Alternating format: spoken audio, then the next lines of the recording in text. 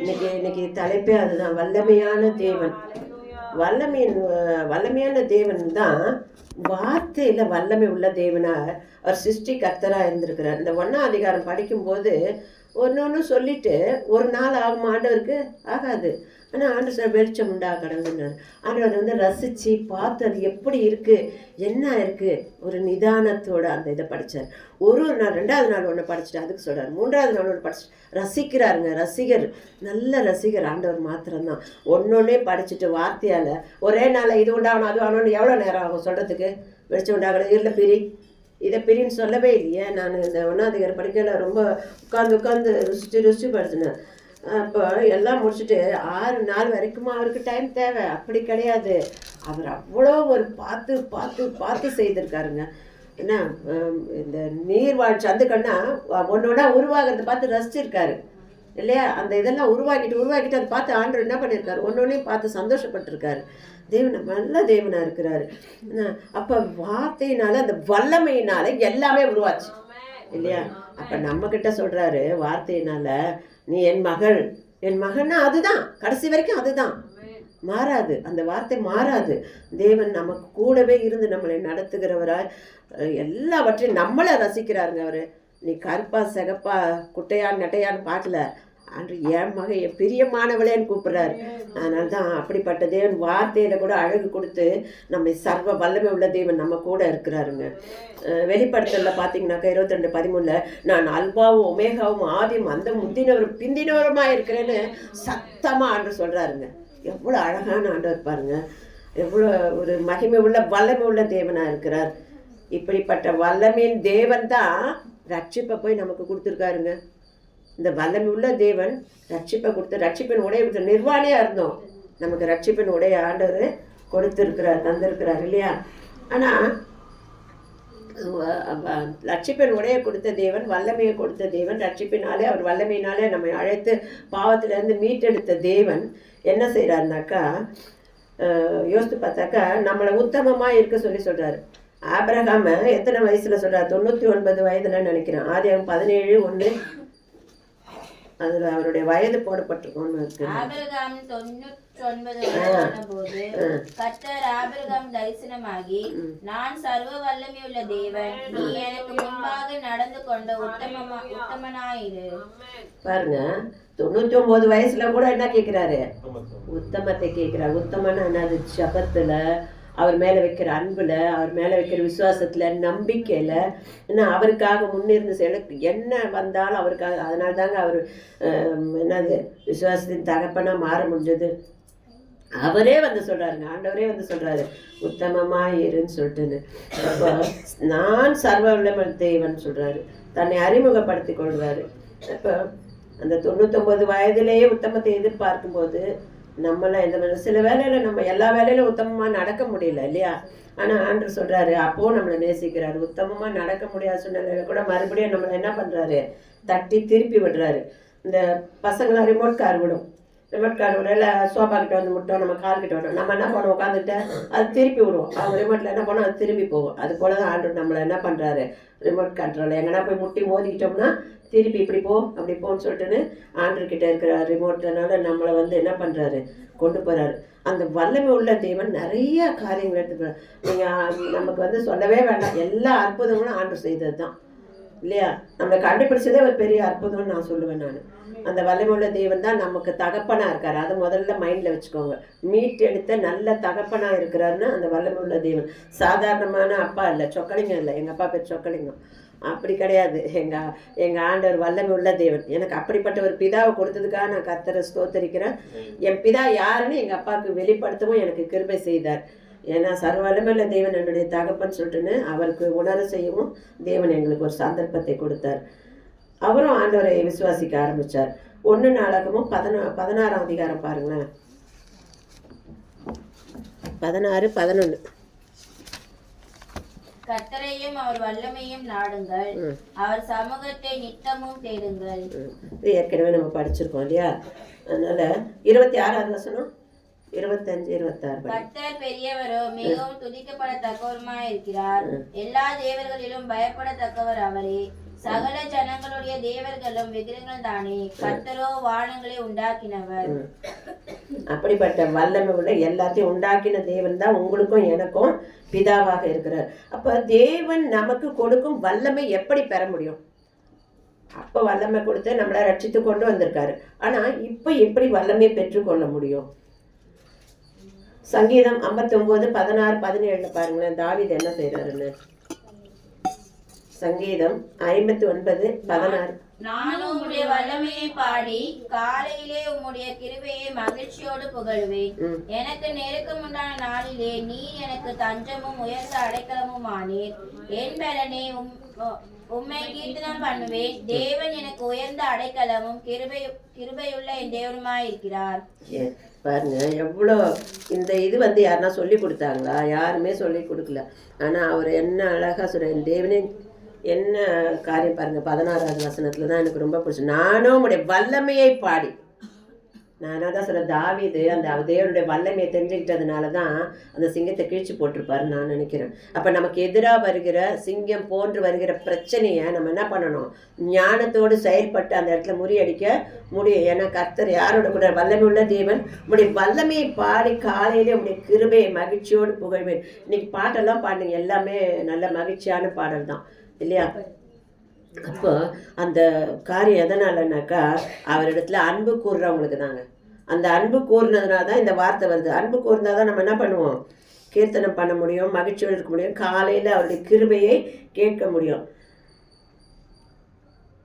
நமக்கு கொடுக்கப்பட்ட ஒரு கிறிஸ்தவர்கள் என்றால முக்கியமான அஸ்திபாரம்னா தெரியுமா? தேவ கட்டளை தான். தேவ கட்டளை தான் நமக்கு கொடுக்கப்பட்ட கிறிஸ்தவனுக்குரிய அன்பின் அடையாளம் அதுதான். அப்போ இந்த அன்பு கூறுறதுக்கு அந்த ஒரு இது 18:1 தெரியும் உங்களுக்கு. சங்கீதம் 18:1 என் பலனாகிய கர்த்தாவே உண்மையிலே அன்பு கூறுவேன். எனக்கு அந்த வசனம் ரொம்ப பிடிக்கும். பலனாகிய கர்த்தாவே உண்மையிலே அன்பு கூறுவேன்னு சொல்லிட்டு.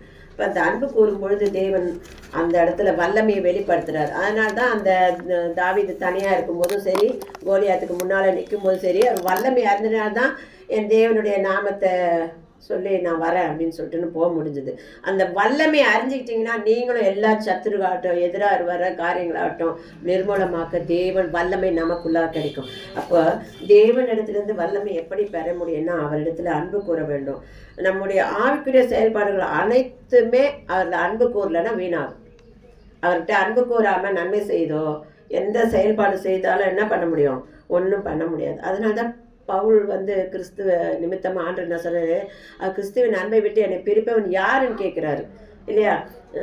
நோவா பாருங்க, தேவனோடு சஞ்சரித்துட்டு இருந்தானா அவர்கிட்ட அன்பு கூர்ந்து அவரையே தியானிச்சு அவரோட வல்லமையே நினச்சி இருந்ததுனால தான் என்ன பண்ண சொல்கிறார்? ஆண்டவர் எல்லா கட்டளையும் அவருக்கு வெளிப்படுத்துகிறார், கட்டளை கொடுக்குறாரு. கப்பல் கட்டுறதுக்கு என்ன பிளானை போட்டு கொடுத்தாரு, டயக்ராம் ப்ளூ பிரிண்ட்டை போட்டு கொடுத்தாரு. ஒன்றுமே இல்லை. இந்த அளவு அவர் மைண்டில் எப்படி போய் தங்கிச்சு பாருங்கள். எவ்வளோ அன்பு இருந்தால் அந்த அப்படி எடுத்துக்கிட்டார். நம்ம 5 பொருள் எடுக்க சொன்னால் 2 பொருள் எடுத்துகிட்டு மீது இன்னொன்று என்ன எடுக்க, ஃப்ரிட்ஜை திறந்துக்கிட்டு என்ன எடுக்க வந்தேன்னு நினைப்போம் இல்லையா? ஃப்ரிட்ஜை திறந்துடுவோம், என்ன எடுக்க வந்தோம் அப்படின்னு யோசிப்போம். ஆனால் ஆண்டோட வல்லமையை பெற்றுக்கொண்டாக்கா சொல்கிறதுக்கு முன்னாலே 5-6 பொருள் எடுத்துருவோம். நான் காலையில் எழுந்ததுமே ஃப்ரிட்ஜில் இருக்கிற மொத்தத்தையும் இறக்கிடுவேன். ஏன்னா அதிலே இருந்தால் நம்ம மறந்துடுவோம். தள்ளி அது அடியில் பின்பக்கம் போயிடும். சட்னி அரைச்சி வைங்க, பின்னால் போயிடும். எல்லாத்தையும் ஃபஸ்ட்டு காலையில் காயத்ரிக்கு அதான் சொல்லி கொடுத்துருக்கேன். காலையில் எழுந்ததும் என்னென்ன வைக்கிறோம் எல்லாத்தையும் எடுத்துரு. அன்றைக்கி எது வேண்டாமோ டிஸ்போஸ் பண்ணிவிடு, அதில் வைக்கக்கூடாது, திருப்பியும் மறுநாள் யூஸ் பண்ணிக்கோ அப்படி சொல்லுவேன். எதுக்காக சொல்கிறேன்னா அப்போ கப்பல் கட்டுறதுக்கு பலனை கொடுத்து எதையாவது செய்ய வேணும்னு நினைக்கிறதுக்கு அவர்கிட்ட அன்பு கூர்னதுனால தான் அந்த ஒரு அற்புதத்தை அவரால் செய்ய முடிஞ்சது. மழை எங்கன்னா பார்த்துருக்காரா நோவா? இல்லை.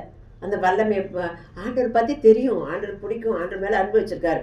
மழை எப்படி வரும்? இவர் கப்பல் மேலே போகுதா எதனா சொன்னாரா? உண்மை சொல்ல, மழை வரப்போகுதுன்னு சொன்னார். அவர் வல்லமை உள்ளவர்னு சொல்லிட்டுன்னு விசுவாசித்ததுனால தான் அந்த மழையில் அந்த கப்பல் போகும்போது அப்பா அவர் எவ்வளோ துதிச்சிருப்பார், எவ்வளோ புகழ்ந்திருப்பார். ஆண்டவரே ஆண்டவரேன்னு எவ்வளோ புகழ்ந்திருப்பார். அவர் கட்டும் போதெல்லாம் யோசிச்சுன்னு வந்திருப்பார் இல்லையா? இந்த அளவு இப்படி கரெக்டாக கட்டிட்டேன்னா அப்பா சரியாக இருக்காப்பா அப்படின்னு பேசிகிட்டே இருந்திருப்பார் ஆண்டவரோட. அப்போ அந்த அன்பு ஆண்டவர் மேலே இருந்ததுனால தான் அதெல்லாம் சாதிக்க முடிஞ்சுது.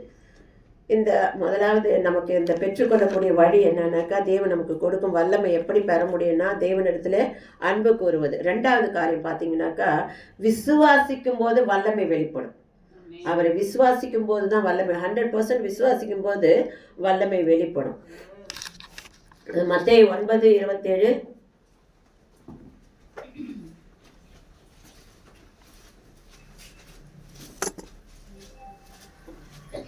இயேசு அவ்விடம் விட்டு போகையில் 2 குருடர் அவர் பின்னே சென்று, தாவீதின் குமாரனே, எங்களுக்கு இறங்கும் என்று கூப்பிட்டார்கள்.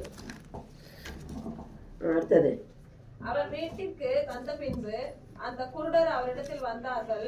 இயேசு அவர்களை நோக்கி, இதை செய்ய எனக்கு வல்லமை உண்டு என்று விசுவாசிக்கிறீர்களா என்று கேட்டார். அதற்கு அவர்கள், ஆம் விசுவாசிக்கிறோம் ஆண்டவரே என்றார்கள். பாருங்க, ஆண்டவரே கேட்கிறார் விசுவாசிக்கிறான்னு. அப்ப அந்த வல்லமை வெளிப்படணும்னா நீ விசுவாசிச்சா அந்த வல்லமை வெளிப்படும். இப்போ பாஸ்டருங்க வந்து ஜெபிச்சா நல்லா ஆயிடும், பாஸ்டர் அம்மாங்க வந்து ஜெபிச்சா நல்லா ஆயிடும்னு நினைக்கிறதுக்கு ஒன்றும் முடியாது. உன்னுடைய விசுவாசம் பூர்ணமா இருந்தா யார் ஜெபிச்சாலும் நல்லா ஆகும். பாஸ்டர் தான் வரணும்னு இல்லை, எங்கள் வீட்டுக்கு வரல, உடம்பு சரியில்லை, படுத்து இருக்கிறோம், ஏன் வரல நினைக்க உன்னுடைய விசுவாசத்தில் நீ ஜெபிக்கும் போதோ இல்லது ஒரு சின்ன கூட இருக்கிற ஃப்ரெண்ட்ஸு சபை மக்கள் வந்து ஜெபிச்சா கூட என்ன ஆகும், சுகம் உண்டாகும். அப்போ இந்த விசுவாசத்தில் கிறிஸ்தவனின் அஸ்திபாரமே என்னதான், கிறிஸ்தவுக்கு அஸ்திபாரம், நம்ம கிறிஸ்தவர்கள் என்று சொல்லுவதற்கு அஸ்திபாரம் நமது அவிவிசுவாசம் தான் விழுந்து போயிடும். கிறிஸ்துவின் அஸ்திபாரம் எப்படி இருக்கணும், விசுவாசத்தில் இருக்கும்போது தான் அந்த அந்த விசுவாசம் என்ன பண்ணுது, ஜெபிக்க வைக்குது. ஜெபிக்க வைக்கும்போது மதிலாக மாறுது, நம்ம சுற்றி என்ன ஆயிடுது, மதில்களை உண்டாக்குறது, தேவனிடத்தில் பதில்களை கொண்டு வருகிறது. விசுவாசம் குறையும் போது பெரிய ஆசீர்வாதங்களை இழந்து போகிறோம். பெரிய ஆசீர்வாதத்தை ஆண்டவர் தயாராக வச்சுருக்காரு. ஆனால் விசுவாசத்தை குறையும் போது அந்த இடத்துல எதுவுமே செயல்பட முடியாமல் போகுது. ரோமர் 5:18 நினைக்கிறேன் பாருங்க. ஆகையால் நீ ஒரே மீதலினால் எல்லா மனுஷருக்கும் ஆக்கினை ஏதுவான தீர்ப்பு உண்டானது போல, ஒரே நீதியினால் எல்லா மனுஷருக்கும் ஜீவனை அளிக்கும் நீதிக்கு 5:18 பாரு. அதுதான். ஆகையால் ஒரே மீதலினாலே எல்லா மனுஷருக்கும், அதுதான். ஆமாம், அது ஆபிரகாம் கிடைத்த வல்லமையை குறித்து வருமே. 5:8 இல்லை 5:8 இல்லை. அதாவது அந்த சரீரம் செத்த பின்பு வரக்கூடிய வார்த்தை வரும், எழுதாமல் விட்டுட்டுங்க. அப்படி இருந்தும் மரணமானது ஆதாம் முதல் மோசே வரைக்கும் ஆதாமின் பின்பு அதுவா? இல்லை.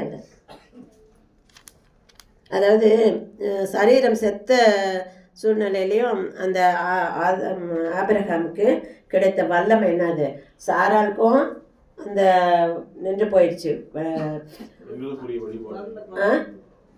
இல்லாத சூழ்நிலையில ஆண்டோட வல்லமை வெளிப்பட்டுச்சு.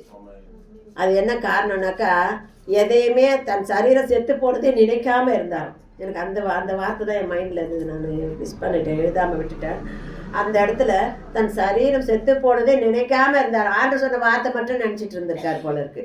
அதனால தான் ஒரு பிள்ளை பேர் ஈசாக்கு கிடைச்சிருக்காரு இல்லையா. அப்போ விசுவாசத்தில் அந்த இடத்துல தேவன் வந்து 4:19 விசுவாசத்திலே பலவீனமாய் இருக்கவில்லை, அவன் ஏறக்குறைய 100 வயதுள்ளவனாய் இருக்கும். இதுதான் சரீரம் செத்து போனதையும் சாராளுடைய கர்ப்பம் செத்து போனதையும் எண்ணாதிருந்தார். எனக்கு அந்த வரி தான், அந்த வரி அப்படியே முடிஞ்சு போச்சு. எது நமக்கு வீக்கா, எது நமக்கு ஃபெயிலா இருக்கோ அதை நினைக்க வேண்டாம், அவருக்கு வல்லமையை நினைங்க. வல்லமையின் விசுவாசம் தான் அந்த இடத்துல செயல்பட்டுச்சு. வல்லமையின் விசுவாசம் தான் செயல்பட்டுச்சு. எனக்கு அதுதான் ரொம்ப பயமாயிடுச்சு. நம்ம அது இல்லையே, வல்லமை விசுவாசம் இருக்கும்போது பைக் இல்லைன்னா பைக் கொடுப்பாரு ஆண்டர். நீ போகிறத பற்றி ஆண்டருக்கு தெரியாதா, எனக்கு ஆண்டர் கொடுப்பாருன்னு நடந்து போங்க, ஆண்டர் பெரிய நல்ல ஒரு பைக்கு தருவார் இல்லையா. ஆண்டரை விசுவாசிக்கலாம். ஆண்டரை விசுவாசிக்கும் போது அவர் விசுவாசிக்கும் போது தான் வல்லமையை பெற முடியும். அதனால எனக்கு இந்த வரி ரொம்ப பிடிச்சிருந்தது. அதை நினைக்கவே இல்லையா, செத்து போன சாரகார் செத்து போனது என்னாது இருந்தாலும் அது வார்த்தையை மட்டும் நினச்சிக்கிட்டு இருக்கும்போது தான் வல்லமை பெறப்பட்டு வரும். அப்போ தான் நமக்கு அந்த விசுவாசம் ஜெயம் பெறும். ஆனால் ஆண்டு ஒன்றுமே பண்ண முடியல. ஆண்டு வாக்குத்தத்தம் கொடுத்ததை கூட கொடுத்தாருன்னு அனாவசியமாக சொல்லிடாதீங்க. அந்த வாக்குத்தத்தத்தை நினச்சி பாருங்க. உன்னிடத்துல அன்பு கூறனா அன்பு கூர்ந்துதான்ற இருப்பார் 21 தேவன் வாக்குத்தத்தம் பண்ணினதை நிறைவேற்ற வல்லவராக இருக்கிறார் என்று ஒரு நிச்சயமாய் நம்பி தேவனை மகிமைப்படுத்தி விசுவாசத்தில் வல்லவனானார். அல்லேலூயா. அல்லேலூயா. அப்ப அந்த விசுவாசத்துல வல்லமை பெற்றுக்கொள்ள முடியும். இந்த குஷ்டரோகியை பற்றி படிச்சிங்க, முதல்ல குருடனை படித்து பார்த்தீங்க. மத்தேயு 8:2 பார்த்தீங்கன்னாக்கா ஒரு குஷ்டரோகிக்கு என்ன நடக்குது பாருங்க. மத்தேயு 5:20 மத்தேயு 8:2. அப்பொழுது குஷ்டரோகி ஒருவன் வந்து அவரை பணிந்து, ஆண்டவரே, உமக்கு சித்தமானால் என்னை சுத்தமாக்க உம்மால் கூடும் என்றான். இயேசு தமது கையை நீட்டி அவனை தொட்டு, எனக்கு சித்தம் உண்டு, சுத்தமாக என்றார். உடனே குஷ்டரோகம் நீங்கி அவன் சுத்தமானான். பாருங்க, உமக்கு சித்தமான என்னை சுத்தமாக்க உம்மால் ஆகுங்கிற விசுவாசம். உம்மால் ஆகும் ஆண்டவரை, எனக்கு பலப்படுத்த உம்மால் ஆகும், எங்களுக்கு இன்னைக்கு தேவைகளை சந்திக்க உம்மால் ஆகும். நாங்கள் உமக்கு சித்தமாக இருந்தால் எங்களுக்கு அதை உதவி செய்யுங்கன்னு கேளுங்க. அந்த தேவைகளை சந்திக்கிறவராக இருக்கிறார்.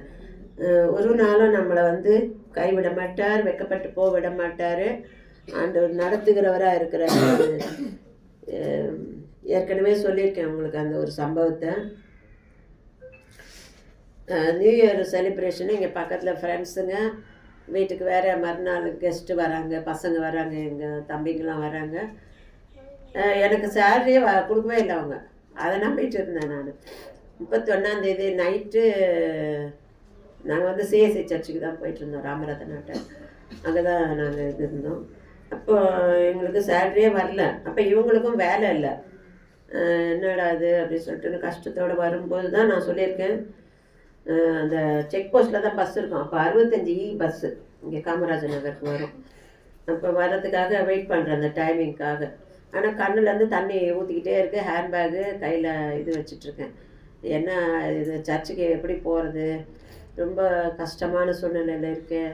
ஆண்டவரே, நான் என்ன பண்ணுவேன் அப்படின்னு சொல்லிட்டுன்னு, நீங்கள் இது வரைக்கும் எங்களை நீங்கள் கைவிட்டது இல்லையே, அப்போ இனிமேல் நீங்கள் கைவிட மாட்டீங்க, நீங்கள் நடத்துவீங்க ஆண்டவரே அப்படின்னு சொல்லிட்டுன்னு ஜெபம் பண்ணிகிட்டு இருக்கும்போது, இறைவன் உனக்காக அக்கறைப்படுகிறார் சொல்லிட்டுன்னு ஒரு வண்டி வருது. அந்த ஒரு காற்றுல அடிச்சிட்டு வரும் தெரியுமா அந்த லைட்டு, அந்த பேப்பரு கரெக்டாக படுது. சாதாரணமாக பார்த்துட்டு, ஆனால் அழறதுனால ஒரே இடத்துல உத்து பார்ப்போம். பார்த்துட்டே இருந்தேன். நீங்கள் நடத்துவீங்க, அவ்வளோதான் எனக்கு தெரியும். அது எப்படி நடத்த போகிறீங்கன்னு தெரியல, நீங்கள் நடத்துவீங்க அப்படின்னு சொல்கிறேன். திருப்பியும் அந்த வார்த்தை அப்படியே கடந்து அந்த கார் வேகமாக வரையில் அந்த காடு அப்படியே என் பக்கத்தில் விழுந்துச்சு. இறைவன் உனக்காக அக்கறைப்படுகிறான்னு. அப்படியே ஒன்றுமே புரியல. ஒரு தைரியம், நம்பிக்கை இருந்துச்சு. நீங்கள் பார்த்துப்பீங்கன்னு சொன்ன அந்த வார்த்தையே எனக்கு என்ன ஆச்சு, விசுவாசிக்க ஆரம்பிச்சு. எனக்காக அக்கறைப்படுற ஒரு தேவன் என்னோடு இருக்கிறார். அப்போல்லாம் ரொம்ப ஆழமான இது கிடையாது எனக்கு, ஆண்டரை குறித்து தான் அந்த இதெல்லாம் தெரியாது. அதனால தேவன் எங்களை நடத்தினார். அன்னைக்கு பார்த்தா எல்லாவற்றிலும் மற்ற நியூ இயரை காட்டிலும் அந்த நியூ இயர் எங்களை ஆசீர்வாதமாக ஆண்டவர் நடத்தினார். அதனால தான் விசுவாசிக்கும் போது தேவன் நம்மை நடத்துகிறார். ஆனால் அங்கே அழ மறுநாள் நன்றி சொல்லி அழ தெரியல எனக்கு. ஏன்னா அந்த முழுமையான ரட்சிப்பு என்னிடத்துல இல்லை. செய்த நன்மைக்கு நன்றி சொல்ல தெரியல. சாப்பிட்டோம், கொண்டாடினோம், முடிஞ்சிச்சு. அதெல்லாம் நினச்சி அப்போ தெரியல. அந்த கர்த்தருடைய ஆழமான இடத்துக்கு அன்புக்கு நான் போகாதனால அழுத உடனே அவர் கொடுத்துட்டார். ஆனால் அவருக்கு நன்றி சொல்லி நான் அழலை.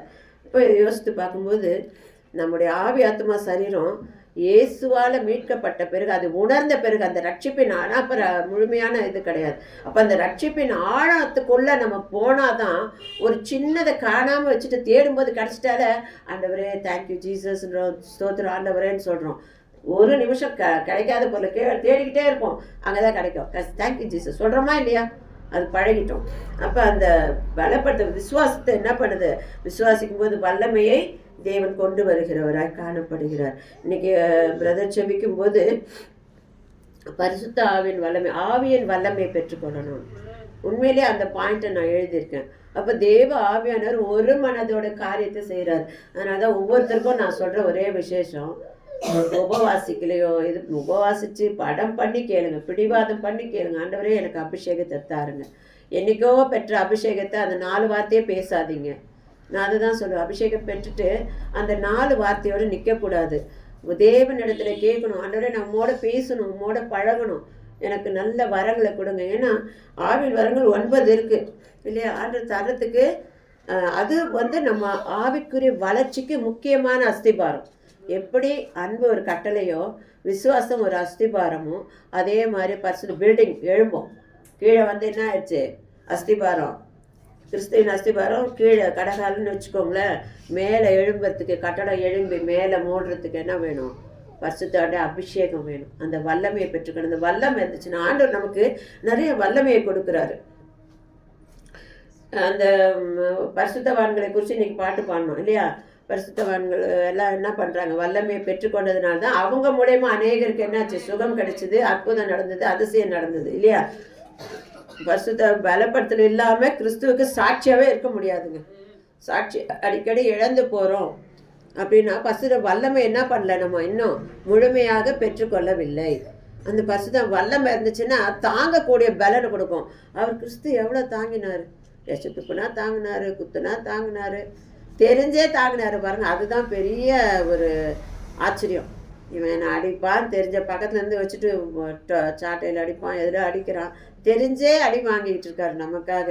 அவர் சாட்சியாக இருந்த காரணம் என்னன்னா, நம்முடைய பாவங்களுக்காக அவர் மரித்த தேவனாக இருக்கிறார். அந்த பரிசுத்த ஆவியானவர் அந்த பழைய ஏற்பாட்டில் பார்த்தீங்கன்னா 3 இடங்கள்ல தான் பரிசுத்த ஆவியானவர் பற்றி போடப்பட்டிருக்குன்னு ஒரு பாஸ்டர் சொன்னார்.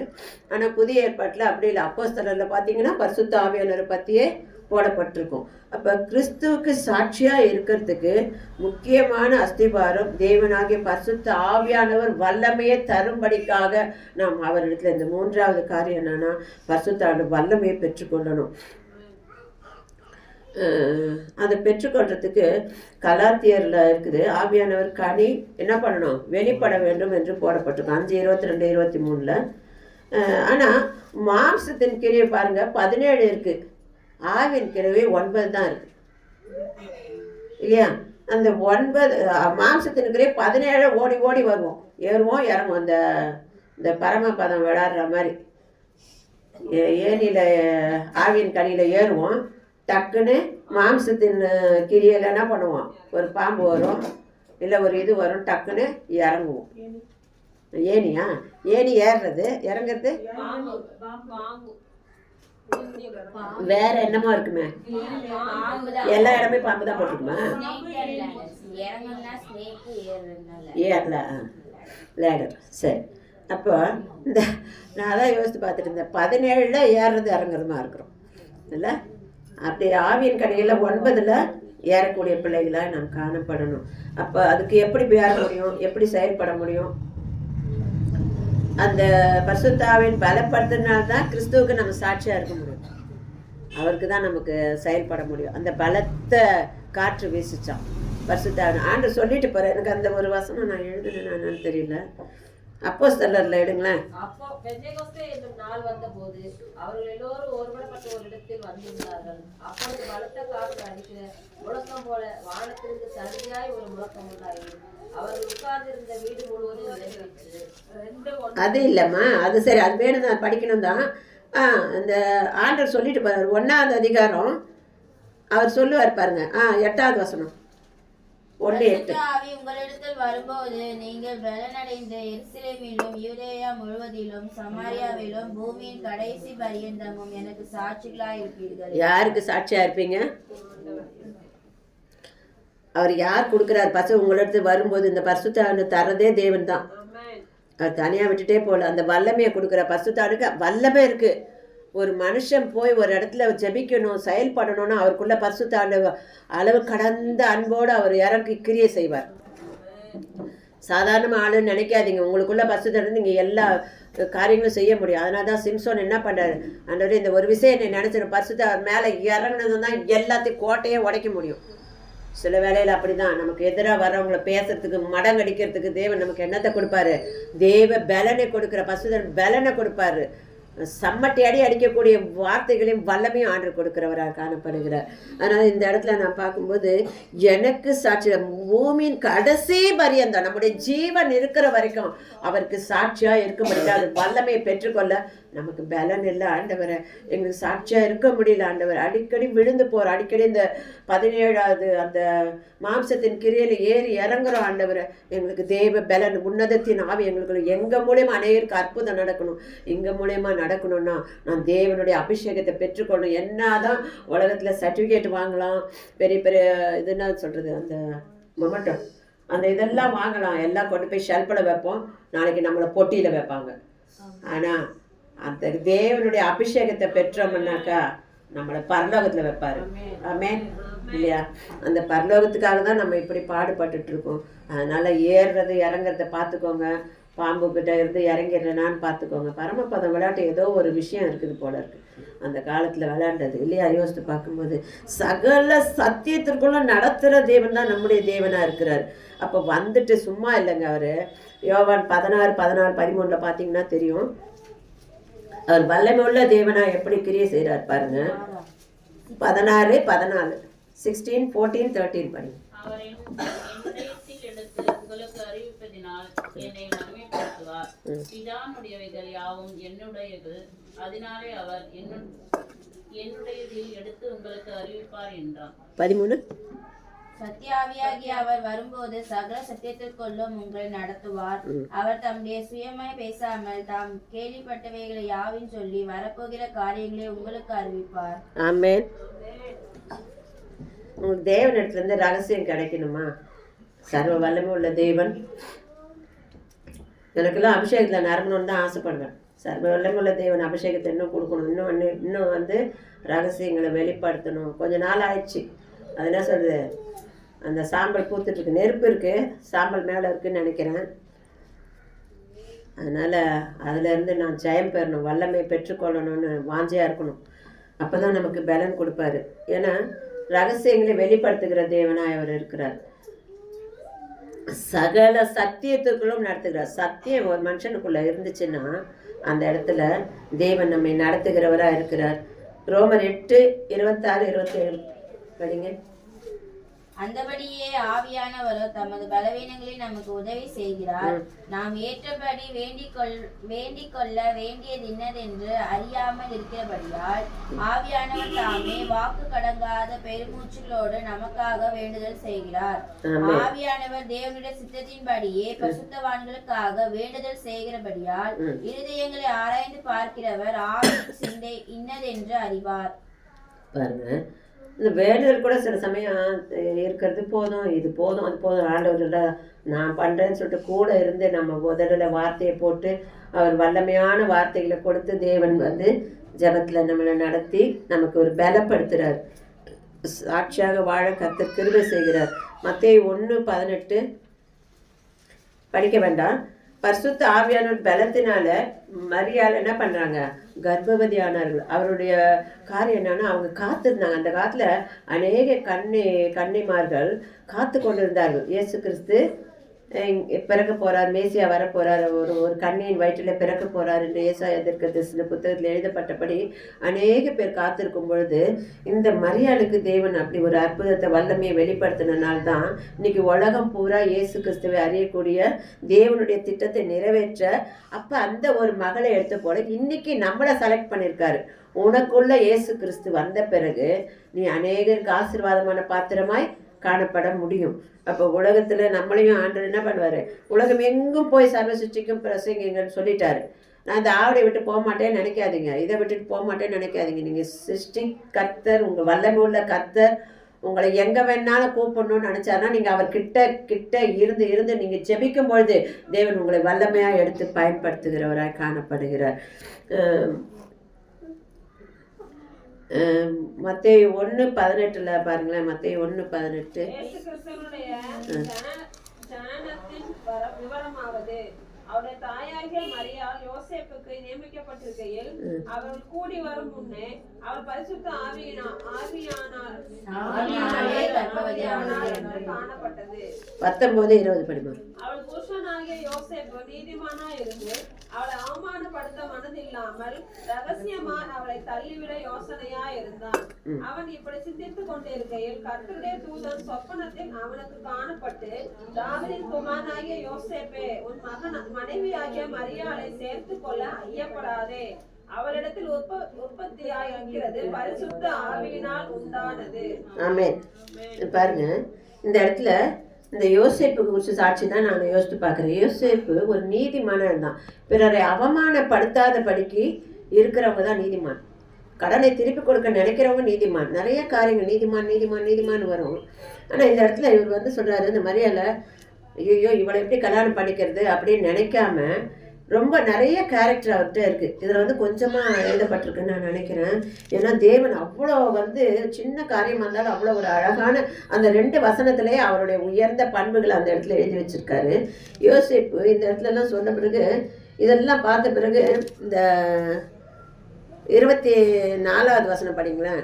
யோசேப்பு நித்திரை தெளிந்து எழுந்து கர்த்தருடைய தூதன் தனக்கு கட்டளையிட்டபடியே தன் மனைவியை சேர்த்துக் போதும் போதும். இதுக்கு முன்னால வசனம் படிங்க. இப்போ அவள் இல்ல 21 படிங்க. அவள் ஒரு குமாரனை பெறுவாள், அவருக்கு இயேசு என்று பெயரிடுவாயாக. ஏனெனில் அவர் தமது ஜனங்களின் பாவங்களை நீக்கி அவர்களை ரட்சிப்பார் என்றார். இப்போ அடுத்தது பாருங்க, 25 படிங்க. இப்போ அவள் தன் முதற் பேரான குமாரனை பெருமளவும் அவளை அறியாதிருந்து அவருக்கு இயேசு என்று பெயரிட்டார்.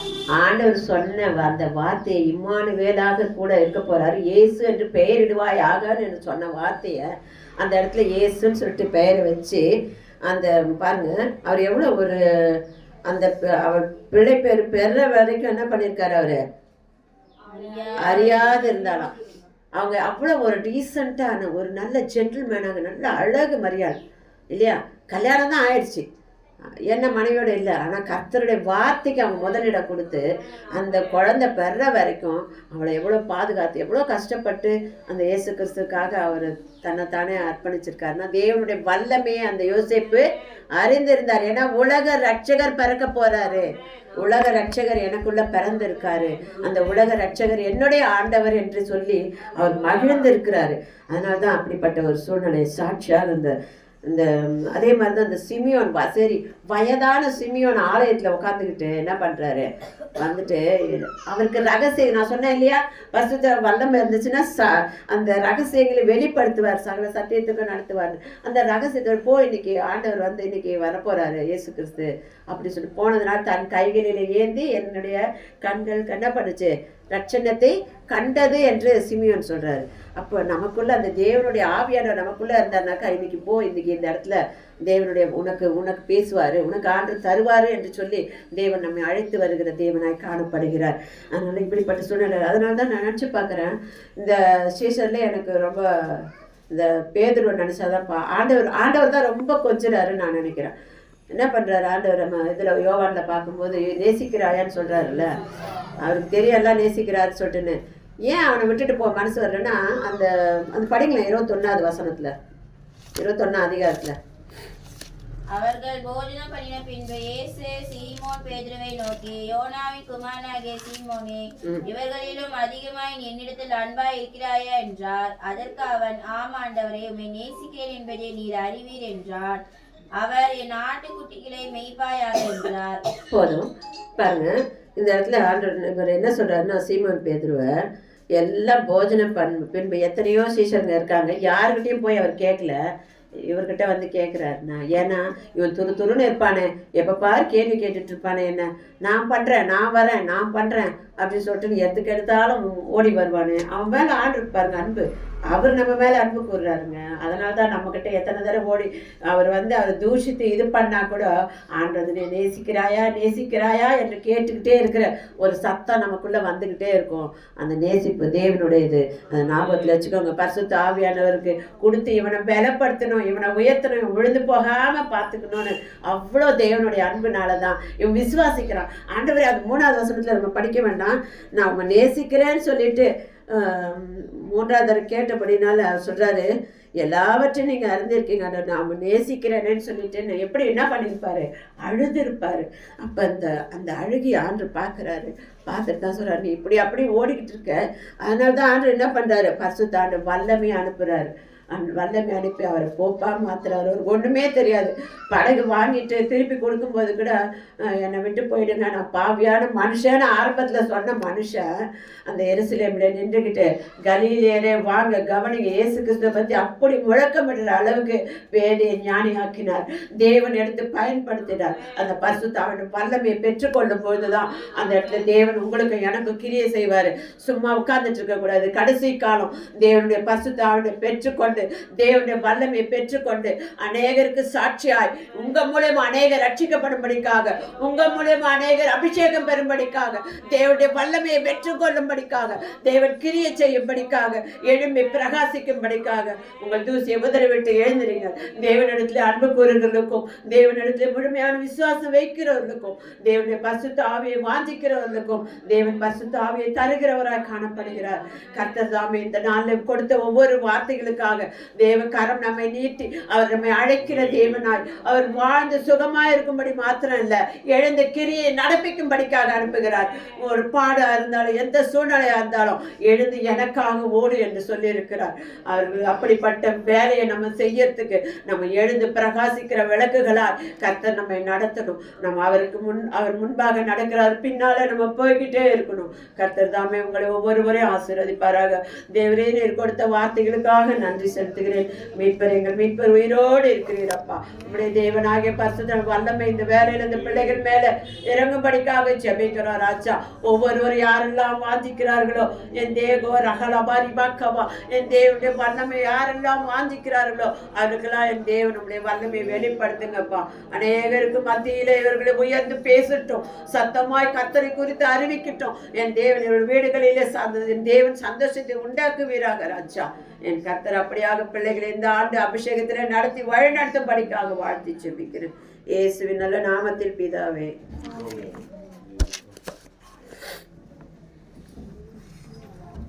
அல்லேலூயா. நீங்க எல்லாத்துக்குமே வல்லமை தேவைப்படுது. வல்லமை யாருக்காவது தேவைப்படலன்னு சொல்ல முடியுமா? எனக்கு போதுமானபடி இருக்குதுங்கன்னு சொல்ல முடியுமா? எல்லாவற்றையும் தருகிற தெய்வம் பரிசுத்த ஆவியானவராக நமக்குள்ள இருக்கிறார். ஆமென். அவரில் உண்மையாக முழு பலத்தோடும் அன்பு கூறவும் நமக்கு வல்லமை தேவைப்படுகிறது. நம்முடைய சுயநலம் மறந்து பிறர் மீது அன்பு கூறுவதும் அதற்கும் நமக்கு வல்லமை தேவைப்படுகிறது. கரெக்டா இல்லையா? தோல்வியில் பலவீனம் அடையாமல் தோல்வியில் சந்தோஷப்படவும் நமக்கு வல்லமை தேவைப்படுது. தோல்வி அடைஞ்சா கூட அதில் நம்ம சந்தோஷப்படுறதுக்கு ஒரு வல்லமை தேவைப்படுகிறது. வெற்றி அடைந்தாலும் ஆணவத்தில் தலை உயர்த்தி ஆடாமல் இருப்பதற்கும் ஒரு வல்லமை தேவைப்படுகிறது. எல்லாவற்றுக்கும் இன்பம் துன்பம் எல்லாவற்றிலும் நமக்கு அதை தாங்குவதற்கு என்னது வல்லமை தேவைப்படுகிறது. தன்னை மறைக்க வல்லமை தேவைப்படுகிறது. தன்னை மறைத்து தேவனுடைய வல்லமை வெளிப்படுவதற்கு நம்மை விட்டு கொடுக்க வல்லமை தேவைப்படுதா இல்லையா? எல்லாவற்றுக்கும் வல்லமை தேவைப்படுகிறது. ஆனால் எல்லா வல்லமையும் கர்த்தருடைய ஆவியானவர் ஒரு மனிதனுக்குள் வரும் பொழுது நிச்சயமாக அவன் பலன் அடைந்த அவன் சாட்சிகளாக எல்லாரும் முன்னாடியும் நிற்க முடியும். இது எத்தனை பேர் விசுவாசிக்கிறீங்க? நீ மம்மி சொன்னபடி அதை ரொம்ப அருமையான ஒரு பாயிண்ட்ஸ். அதெல்லாம் நம்ம வாழ்க்கையில நம்ம பெற்றுக்கொள்ளணும். தயவு செய்து சங்கீதம் 105:4 மறக்கவே மறக்காதீங்க. எத்தனை பேர் இன்னைக்கு நம்ம வல்லமையை பெறுவதற்கு நம்ம நாடுகிறோம்? கர்த்தரையும் அவர் வல்லமையையும் நாடுங்கள், அவர் சமூகத்தை நித்தமும் தேடுங்கள், அப்பதான் கிடைக்கும். இல்லைன்னா உங்களுக்கு கிடைக்காது. இன்னைக்கு ரேஷன் கடையில 3000 ரூபாய் கொடுக்குறாங்கன்னா நம்ம எத்தனை பேர் போய் வரோம்ப்பா? வல்லமை எனக்கு வல்லமை இல்லைங்க உட்காந்துருக்கோம் அப்படி உட்காரமா? எத்தனை பேர் உட்கார? யாராவது வீட்டுல இருந்து கொடுக்க மாட்டாங்களா? முடியலனாலும் தாத்தா 2 தடியாவது எடுத்து பிடிச்சி எப்படியாவது போய் வாங்கிக்கிறாங்களா இல்லையா? ஏன் 3000 ரூபாய் போயிடுமே. அந்த 3000 ரூபாய்க்கு அப்படின்னா தேவன் அவ்வளவு வல்லமைகளை நமக்கு வாழ்க்கையில தரார். அவருக்காக நம்ம எந்த அளவுக்கு நம்ம ஸ்டெப் எடுக்கிறோம்? 3000 ரூபாய் ஏதாவது ஒரு பரிசு பொருள் தந்தாலே சின்ன குழந்தையிலேருந்து பெரிய தாத்தா வரலும் பல்லு இல்லைனா கூட சிரிச்சுட்டு ஓடி போய் பெற்றுக்கொள்ள முடியுது. ஆனா கர்த்தருடைய சமூகத்தில் நம்ம ஏன் தேடி நாடி ஓட மாட்டேங்கிறோம்? அப்ப அதை நாம் புரிந்து கொள்ள வேண்டியது ரொம்ப முக்கியம். ஏன்னா பாவத்தை முக்கியமா இப்ப சொன்னதுல பாவத்தை எதிர்கொள்ள வல்லமை தேவைப்படுது. எல்லாமே நமக்கு தெய்வம் தான் தர முடியும். எத்தனை பேர் இது விசுவாசம்? நம்ம சுய பலனால எதையுமே அடைய முடியாது. அடுத்த செகண்டை பேஸ் பண்றதுக்கே நமக்கு வல்லமை தேவைப்படுது. அப்போ என்னை பலப்படுத்துகிற கிறிஸ்துவினாலே எல்லாவற்றையும் செய்ய எனக்கு பலன் உண்டு. ரொம்ப அருமையான ஒரு பரமபதம் எக்ஸாம்பிள் சொன்னாங்க. இறங்கிறது ஏறுறது. இன்னைக்கு ஏறுறது கஷ்டமான விஷயமா காணப்படுது. பொதுவா உலகத்துல ஏறுறது எல்லாமே என்ன பண்ணோம்? கஷ்டமா தெரியும். கரெக்டா இல்லையா? ஆனா ஏறுறதை நமக்கு சுலபமாக்கி தராரு. ஆவிக்குரிய வாழ்க்கையில ஏறணும் ஆவியின் கனிகளை கொடுத்து. ஆனா இறங்குறது எல்லாமே உங்களுக்கு கஷ்டமா இருக்குமா ஈஸியா இருக்குமா? சொல்லுங்க. என்னங்க அது இறங்குறது? இந்த காரியங்கள்ல இருந்து எல்லாத்துலயும் நம்ம இறங்கணும். கர்த்தர் விரும்பாத காரியங்கள் இருந்து நம்ம இறங்கணும். ஹல்லேலூயா. ஆவிக்குரிய வாழ்க்கையில நம்ம உயர்றதுக்கு நம்ம நம்ம விட்டு கொடுக்கணும். நிச்சயமா நமக்கு ரோமர் 8:13 படி நமக்கு கர்த்தர் பலன் தருவார். ஹல்லேலூயா. அந்த ஆவியானவர் நமக்குள்ள இருந்து மாம்சத்தின் கிரியைகள் ஒவ்வொரு நாளும் அது அழிக்கப்படுவதற்கு விட்டு கொடுக்கும் பொழுது நிச்சயமாக நமக்கு ஒரு பலன் தருவார். ஆமென். கர்த்தர் உங்களை ஆசீர்வதிப்பாராக. அப்படியே நம்ம என்னப்பா என்ன பாட்டு? நான் நடந்து வந்த பாடுமா? ஓகேவா? பாதைகள் மக்கள் வேலிகள், நடந்து வந்த பாதைகள்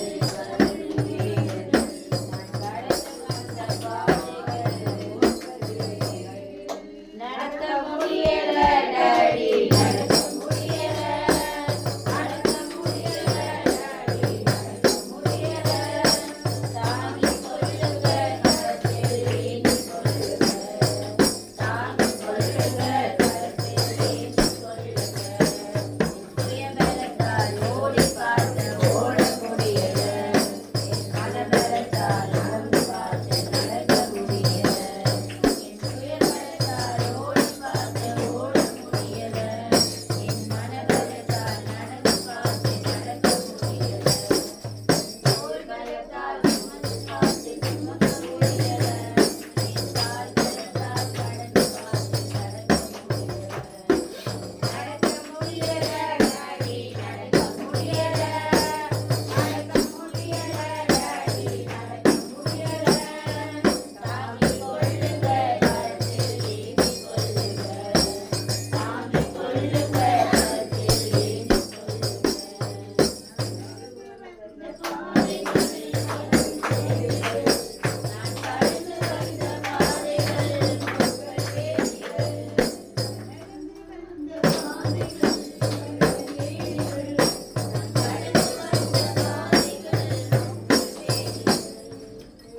அல்லேலூயா. அப்படியே நம்ம ஒப்பு கொடுத்து நம்ம முடிக்கலாமா?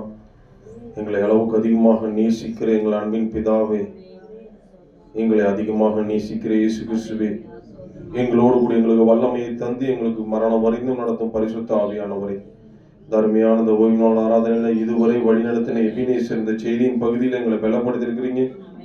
இந்த கடைசி நாட்கள்ல அநேக பலவீனத்தை கொடுக்கிற அநேக காரியங்கள் எங்கள் கண்கள் மத்தியில் இருந்தாலும் கூட எங்கள் உள்ளத்தில் நீர் இருப்பதினால் நிச்சயமாக ஆண்டவரே இந்த காரியங்களை எதிர்க்கக்கூடிய பலனை தருவீர் என்பதை நீங்கள் புரிந்து கொள்கிறோம். ஆனால் அதை புரிந்து கொள்ள உங்களுடைய சமூகத்தை நாடி தேடி நாங்கள் ஓடி வர வேண்டியது எங்களுடைய கடமை ஆண்டவரே. அதை நாங்கள் மிஸ் பண்ணிடாதபடி அந்த வல்லமையை பெற்றுக்கொள். நீ தருகிற அந்த இலவசமாய் ஆனால் விலையேற பெற்ற அந்த வல்லமையை நீர் தருகிறீர். அதை பெற்றுக்கொள்வதற்கு உங்களுடைய சமூகத்தை நாடி தேடி ஓடி வர எங்களுக்கு கர்த்தர் கிருபை செய்துள்ளுங்க. எப்பொழுதும் நித்தமும் அதை தேடி எங்களுக்கு கர்த்தர் கிருபை செய்துள்ளுங்க. வந்த ஒவ்வொரு பிள்ளைகளையும் ஆசீர்வதிங்க. அவங்களுடைய எல்லா பலவீனங்களையும் நீங்க போட்டு என் கிருபை உனக்கு போதும், பலவீனத்திலே என் பலம் பூரணமாய் விளங்கும் என்று சொன்ன அந்த இயேசுவானவர் பிள்ளைகளோடையும் அடியானோடும் இருந்து நீங்க வழி நடத்துங்க. உங்களுடைய நாம மாத்திரம் மயப்பட்டும். இயேசுவின் மூலமே ஜெபிக்கிறோம் எங்கள் நல்ல பிதாவே, ஆமென். ஆத்மாவே கர்த்தரை ஸ்தோத்திரி, என் முழு உள்ளமையுடைய பரிசு நாமத்தை ஸ்தோத்திரி. ஆத்மாவே கர்த்தரை ஸ்தோத்திரி, அவர் செய்த சகல உபகாரங்களையும் மறவாதே. ஆமென். நம்முடைய கர்த்தராகிய இயேசு கிறிஸ்துவினுடைய கிருபையும் பிதாவாகிய தேவனுடைய அன்பும் பரிசுத்த ஆவியானவருடைய அன்பும் அந்யோன்ய ஐக்கியமும் இன்றும் என்றும் சதா காலங்களும் நம்மோடு கூட இருப்பதாக. ஆமென். அல்லேலூயா. அல்லேலூயா. God